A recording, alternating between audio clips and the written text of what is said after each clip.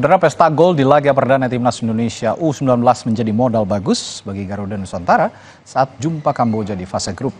Garuda Nusantara pun ingin di pertandingan kedua bisa melanjutkan tren positif ini dan mengunci tiket ke semifinal. Timnas Indonesia U19 akan berjumpa Kamboja pada laga kedua grup A Piala AFF U19 di Stadion Gelora Bung Tomo Jumat malam. Garuda Nusantara memiliki modal bagus usai menggilas Filipina dengan skor telak 6-0 di partai pembuka fase grup. Kemenangan ini tentunya mengangkat kepercayaan diri anak-anak asuhan Indra Syafri. Tak heran saat jumpa Kamboja 20 Juli, Garuda Nusantara lebih diunggulkan.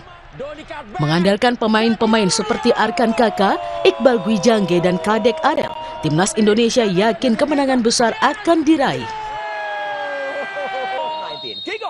Sementara di kubu Kamboja, kekalahan atas Timor Leste menjadikan laga kedua adalah pertaruhan besar untuk menjaga asa lolos ke semifinal dari jalur peringkat 2 terbaik.